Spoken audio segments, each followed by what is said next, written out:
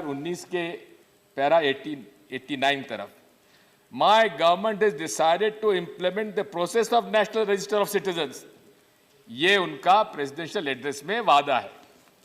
और जब भी माननीय माननीय राष्ट्रपति का भाषण अप्रूव होता है तो कैबिनेट से अप्रूव होता है, और कैबिनेट के अप्रूवल के बाद ही ड्राफ्ट फाइनल किया जाता है। लेकिन माननीय प्रधानमंत्री जी भाषण में कहते हैं ये सब झूठ है, एनआरसी की कोई चर्चा नहीं है, कैबिनेट में बात ही नहीं हुई, यानी कि कैबिनेट में बात ही नहीं हुई। मैं तो कहता हूं ऐसे कैबिनेट सेक्रेटरी जिसने बिना कैबिनेट के मंजूरी के राष्ट्रपति जी से वो भाषण दिलवा दिया, उस पर कार्रवाई होना चाहिए।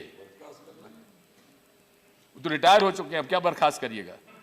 लेकिन प्रश्न इस बात का है कि आपने माननीय राष्ट्रपति जी से वो सब कहलवा दिया और उसके बाद माननीय प्रधानमंत्री जी कहते सरासर झूठ है, असत्य है। मैं पूछना चाहता हूं गृह मंत्री जी से, आप क्रोनोलॉजिकल ऑर्डर हमको समझाते हैं, पहले क्रोनोलॉजी समझाते हैं, पहले नागरिकता कानून आएगा, सिटीजन एक्ट आएगा, फिर एनपीआर आएगा और फिर एनआरसी आएगा। अब बात इस बात की है कि किस पे भरोसा करें सुधेंदु जी, Trivedi ji, crisis of credibility है, किस पर भरोसा करें। और साथ में जो एनआरसी का असम का अनुभव है, 1600 करोड़ रुपए खर्च हुए, 11 साल लगे, और आज डिटेंशन कैंप्स में कई हिंदू तो उसमें हैं ही, लेकिन वो कैप्टन सनाउल्लाह जिसने भारत सेना में हथियार हाथ में लेकर पाकिस्तान का मुकाबला किया, दुश्मनों का मुकाबला किया, वो भी आज डिटेंशन कैंप में है। माननीय उपसभापति महोदय, ये आपकी राष्ट्रभक्ति है। मैं कहना चाहता हूं आज यही पूरा भ्रम और भय लोगों में पैदा हो गया है। कल से आप एनआरसी लागू करेंगे, एनआरसी में किसी के पास सर्टिफिकेट नहीं बना, आपने डिटेंशन कैंप्स तो बनाने शुरू कर दिए, अब उसमें भी क्राइसिस ऑफ क्रेडिबिलिटी है। कुछ कहते हैं कि डिटेंशन कैंप है, कुछ कहते हैं नहीं है। हमारे पास प्रमाण है, लोग बाग उन डिटेंशन कैंप्स में हैं, डिटेंशन कैंप्स में लोग मर रहे हैं। मैं आपसे कहना चाहता हूं इसके बाद कि सीए लाया क्यों गया, नागरिकता कानून लाने की आवश्यकता क्या थी?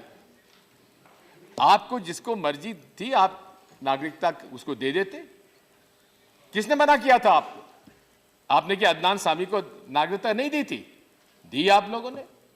और मैं तो आप इस बात को फिर से हिंदू मुसलमानों में बांटना चाहते हैं। मैं तो बधाई देता हूं स्वामी स्वरूपानंद जी, आज सबसे वरिष्ठ सनातन धर्म के हमारे शंकराचार्य, उन्होंने कहा है कि नागरिकता कानून लाने की आवश्यकता नहीं थी, ये केवल एक वर्ग को भयभीत करने के लिए यह कानून लाया गया है। और स्वाभाविक है, मैं आपसे भूपेंद्र यादव जी कहते हैं टू नेशन थ्योरी, आप बंटवारा कर रहे हैं। अरे जनाब, बंटवारे की शुरुआत तो आप लोगों ने की है। सावरकर जी, जिन्ना जी, कि इन लोगों ने टू नेशन थ्योरी लाए नहीं का सबसे पहले सुझाव नहीं दिया था?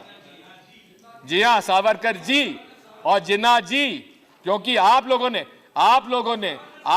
ने जिन्ना जी को, आपने मोहम्मद अली जिन्ना जी को आपने कहा था वो सबसे ज्यादा सेक्युलर है। आपके मजार पे जाके माथा टेकने वाले आप लोग थे, हम लोग नहीं थे। मैं आपसे कहना चाहता हूं, आप लोग इस बात को समझ लीजिए कि ये आज जो हालात इस देश में हैं, आज इस देश में जो हालात हैं, उस देश की हालात में बिगाड़ने का आपकी विचारधारा को मैं दोष देता हूं। बचपन से नफरत लोगों के दिमाग में पैदा की जाती है। आज लड़ाई विचारधारा की है, एक तरफ प्रेम और सद्भाव है और दूसरा तरफ नफरत और नफरत से पैदा होने वाली हिंसा है। मैं कहना चाहता हूं, आपके लोग मुझ पर मुसलमान परस्त होने का मुझे आरोप लगाते हैं। मैं इंसानियत परस्त हूं, ना मुसलमान परस्त हूं, ना हिंदू परस्त हूं, लेकिन इंसानियत परस्त हूं। इंसानियत आज खतरे में है, यही मेरी आपसे लड़ाई है। The very idea of India is under threat. अनेकता में एकता इस देश की सबसे बड़ी ताकत है, जिसे आप समाप्त करने में लगे हुए हैं। मैं आपसे अनुरोध करना चाहता हूं, जरा अटल बिहारी वाजपेयी जी को तो जरा सोचिए। आज अगर आप ये हालात जम्मू कश्मीर में आपने जो बनाए, अगर अटल जी होते तो ये हालात कभी नहीं बिगड़ते। कश्मीर, अरे आप कृपया टोका टिप्पणी ना करें। मेरा इन्होंने 3 मिनट ले लिया है, मैं 3 मिनट एक्स्ट्रा बोलूंगा। अटल जी कहते थे कश्मीर का हल काहे में है? जमहूरियत, कश्मीरियत और इंसानियत।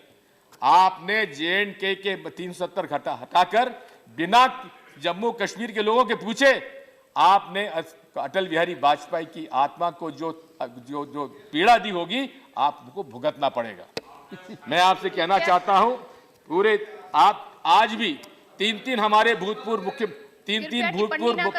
मुख्यमंत्री कश्मीर के जेल में हैं। आप कहते सामान्य है, अगर सामान्य तो छोड़ते क्यों नहीं है? आपको बड़ा एतराज था कि ब्रेक्सिट के वहां पे यूरोपियन पार्लियामेंट के अंदर क्यों चर्चा हो रही है? उन यूरोपियन पार्लियामेंट के समूह को ले जाने में आपको ऐतराज नहीं है, और हम लोग जाएं तो हम लोगों को पर मनाही है। राहुल गांधी जाएं, सीताराम येचुरी जाएं तो आपको ऐतराज होगा। ये कहा का दोहरा मापदंड आप लोगों का है।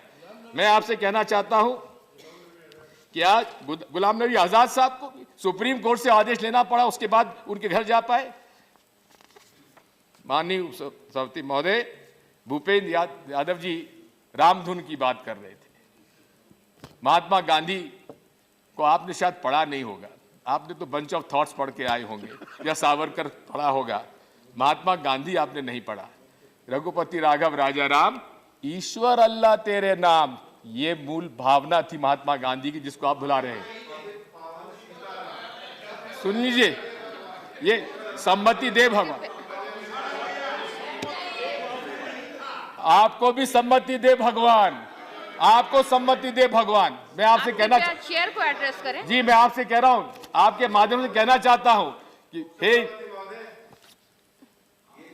I am being interrupted. मेरी बात सुन लिए। वैष्णव जन तो तेने कहिए, पीर पराई जानिए। ये जो पर पीड़ा जानने का जो इस देश को मिला है, वो राम से ही मिला है, उसी को महात्मा गांधी ने माना है।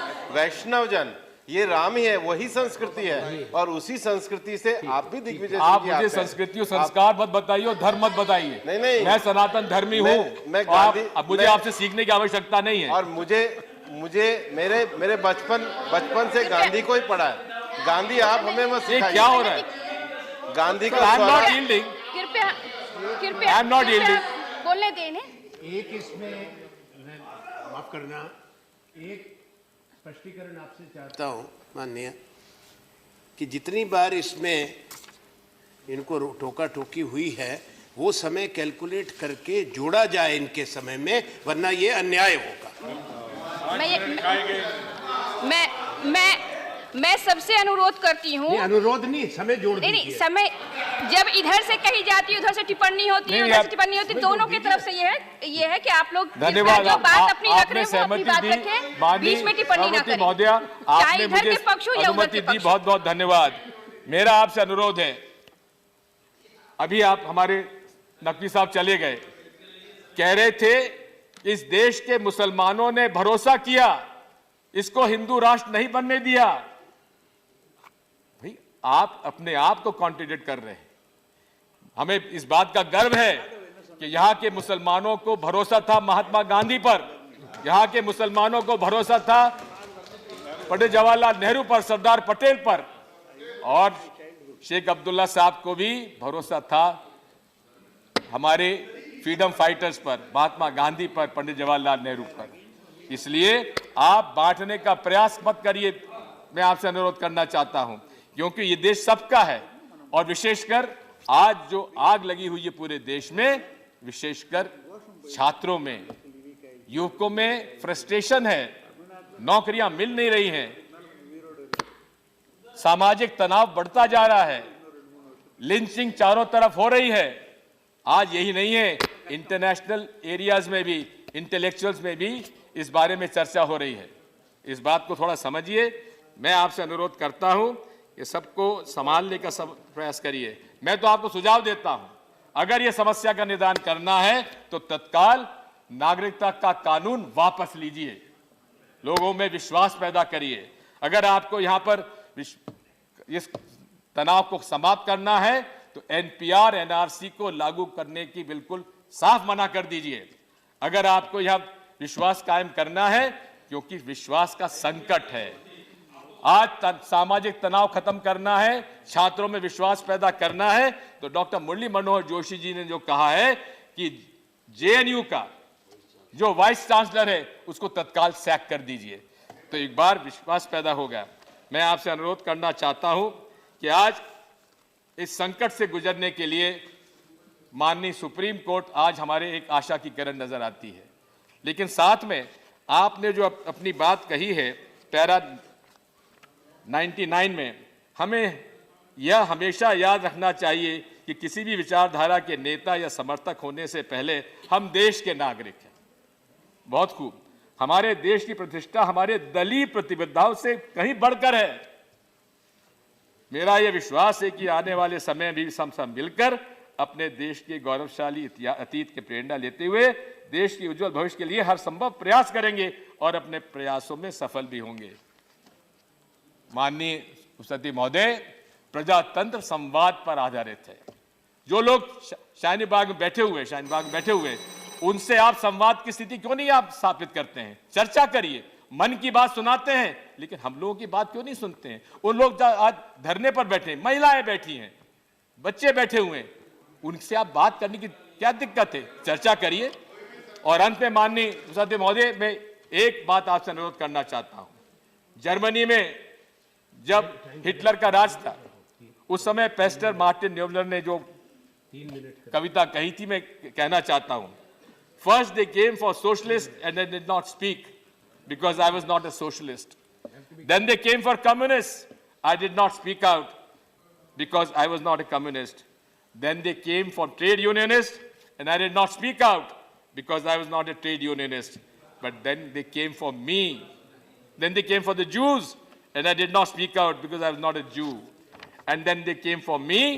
There was no one left to speak up for me. ये हालात इस देश में बनते जा रहे हैं। आज अविश्वास की स्थिति पूरे देश में होती जा रही है।